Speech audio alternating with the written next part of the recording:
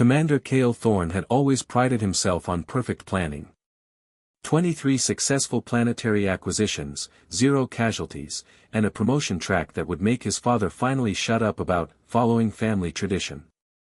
So when the Zephyrian High Command handed him Earth, some backwater Class 15 system, he'd already started drafting his victory speech. The invasion fleet dropped out of hyperspace right on schedule, 3,000 ships materializing in perfect formation around the third planet. Kael stretched in his command chair, watching the blue marble rotate peacefully below. No orbital defenses, no energy signatures above basic industrial levels, no signs of unified planetary government. This was going to be embarrassingly easy. Navigator Pip, begin standard intimidation protocol, Kael ordered, adjusting his uniform. Let's get this over with. I have a dinner reservation at Arcturus Prime next week. Pip, a nervous Centaurian with too many eyes and not enough confidence, hesitated at his console. Sir, about that. I've been reviewing the planetary classification, and there's something. Class 15, I know. Primitive technology, scattered population centers, probably still using fossil fuels. Kael waved dismissively. The classification system exists for a reason, Pip. Trust the bureaucrats for once. The first sign something was wrong came from the atmospheric entry team. Captain Vex's voice crackled through the comm system, unusually strained. Command, we're encountering some unusual weather patterns during descent. Define unusual, Kael replied, still admiring his reflection in the viewport. Well, sir, apparently their lightning can travel horizontally for several kilometers, their rain can be acidic, and something called a tornado just picked up 3 of our scout ships and threw them into what the locals call Kansas. Kael frowned. Threw them? That's meteorologically impossible. The ship's AI, a Zephyrian military model with the personality of a disappointed professor, chimed in. Commander, I'm detecting several thousand atmospheric disturbances across the planet's surface.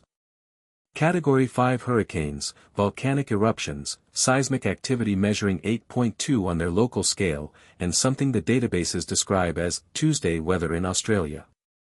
Tuesday weather in, what does that even mean? Before the AI could respond, Lieutenant Zara's panicked voice cut through the comm, Sir. The biological survey team, they're screaming about everything trying to eat them. Even the plants, sir. Especially the plants. Kael stood up, his perfect confidence developing its first hairline crack. Elaborate. Well, sir, Dr. Next touched what appeared to be an innocent flowering vine, and it immediately began digesting his hand. And apparently there are creatures here called drop bears that. The transmission dissolved into what sounded like running and creative cursing in 17 languages. Navigator Pip cleared his throat. Sir, about that classification review I mentioned. Not now, Pip. Kael moved to the tactical display, watching red warning indicators bloom across Earth's surface like a rash. This is clearly just an unusually hostile planet. We've handled worse. The tactical officer, a stolid draconian named Brix, looked up from his console with what passed for confusion on his reptilian features. Sir, our terraforming equipment just exploded. Exploded? That's impossible. Those units are rated for Class 20 environments. Yes, sir. Apparently something called fire ants got into the mechanisms and, well, the footage is quite remarkable. They seem to have developed a rudimentary understanding of sabotage. Kael felt a strange sensation in his stomach that he'd never experienced during an invasion before. Fear. No, that was impossible. He was Commander Kael Thorne. He didn't do fear. Sir, Pip tried again, holding up a data pad with trembling tentacles. If you could just look at the extended classification report. Pip, I don't have time for your bureaucratic nonsense. We have a situation to manage. Kael turned back to the comm system. All teams, report status. The responses came in a cascade of increasingly surreal problems. The ocean survey team had encountered something called box jellyfish and were currently paralyzed but conscious, which they described as suboptimal. The Arctic team had been attacked by what they insisted were weaponized seals, but were probably just having altitude sickness hallucinations. And the desert team had discovered that Earth's sand could apparently achieve temperatures hot enough to melt their equipment while simultaneously being inhabited by creatures called sand vipers that found alien flesh particularly appetizing. "This is absurd," Kael muttered, pacing behind his command chair. "It's just one planet. How hostile can it possibly be?" That's when the proximity alarm started screaming. "Sir." Brix's voice had gone up several octaves. "Something's approaching from the planet's surface." Kael spun toward the main viewer, expecting to see some primitive rocket or perhaps a nuclear weapon. Instead, he watched in fascination as what appeared to be a massive storm system rose from Earth's atmosphere, crackling with electricity and moving with obvious intent. Is their weather system actively hostile?" The AI's voice carried a note of what might have been amusement. "Commander, I believe this would be an appropriate time to listen to Navigator Pip's classification concerns." Kael slowly turned toward Pip, who was now holding the data pad like a shield. "Pip?" "Well, sir, it turns out Class 15 doesn't mean what we thought it means." Pip's voice was barely above a whisper.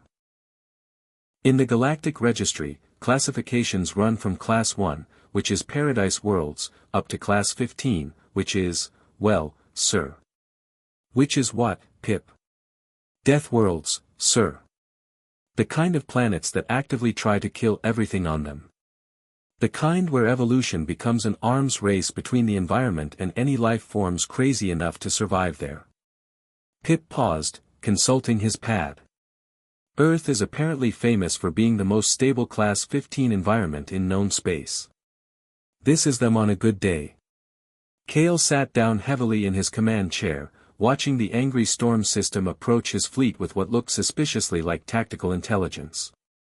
"And the life forms that evolved here?" he asked, though he was beginning to suspect he didn't want to know. "Well, sir, they call themselves humans, and according to the extended notes, they're considered the most persistently dangerous species in the galaxy. They're apparently the only known sentient race that evolved as persistence predators on a death world, which means they don't stop hunting until everything else is dead," Kael finished, remembering his xenobiology classes. "And they've had millions of years to get good at it." The storm had reached the outer edge of their formation, and several smaller ships were already reporting system failures. Not from weapons or technology, but from what appeared to be weaponized weather. "Sir," the communications officer called out, "we're receiving a transmission from the planet's surface." Kael closed his eyes. "Put it through."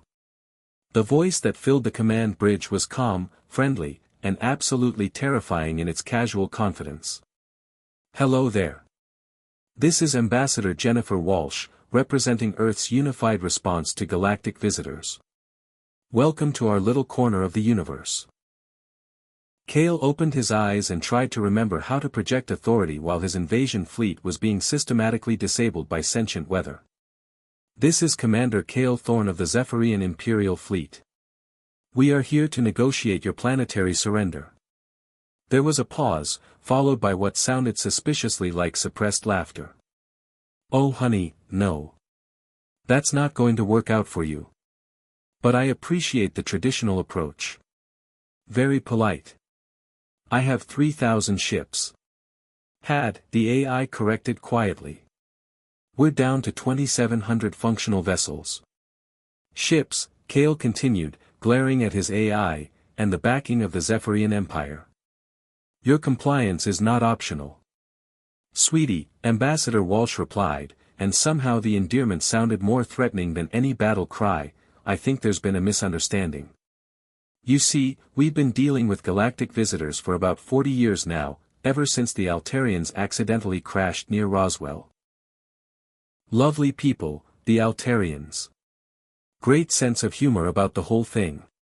Kael felt his worldview beginning to crack. "You've had contact with the galactic community?" "Oh yes. We're quite popular, actually. Earth's the designated neutral meeting ground for most diplomatic negotiations. Turns out when you put galactic powers on a planet that's actively trying to kill everyone equally, it really speeds up the peace process. Amazing how quickly people find common ground when the local wildlife is taking bets on their survival. Navigator Pip was frantically scrolling through his data pad. Sir, she's right. Earth has been the galactic neutral zone for decades. How did our intelligence miss this? The AI's voice carried its characteristic deadpan delivery. I believe our intelligence briefing was classified as routine planetary acquisition, and was therefore prepared by the lowest bidding contractor. You hired students, didn't you? Kael asked. Unpaid interns, actually. Ambassador Walsh's voice continued cheerfully. Now, I'm sure you're all very nice people with excellent intentions, but I'm afraid we can't allow an armed invasion fleet to operate in Earth's protective atmosphere. It's against our neutrality agreements, and frankly, it's upsetting the local ecosystem. The ecosystem? Kael watched another of his ships spin helplessly in what appeared to be a localized hurricane. Oh yes. Earth takes its job as a Deathworld very seriously. The planet's been getting quite agitated about uninvited guests. You've probably noticed our weather's been a bit responsive. Brix looked up from his tactical console with dawning horror. Sir, the planet isn't just hostile. It's actively defending itself. The storm systems are targeting our ships based on their threat assessments. That's correct, Ambassador Walsh confirmed. Earth's had millions of years to perfect its defense mechanisms. And honestly, after dealing with dinosaurs, ice ages, volcanic epochs, and several extinction events, a few thousand spaceships really don't register as much of a threat. Kael slumped in his chair as the reality of the situation finally penetrated his perfect planning. So you're saying? I'm saying you've just tried to invade the most dangerous planet in known space, which also happens to be the galactic equivalent of Switzerland, with a fleet that was designed to intimidate civilizations that live on planets where the most dangerous native species is equivalent to what we call house cats. The communications officer looked up. Sir, we're getting casualty reports from the surface teams.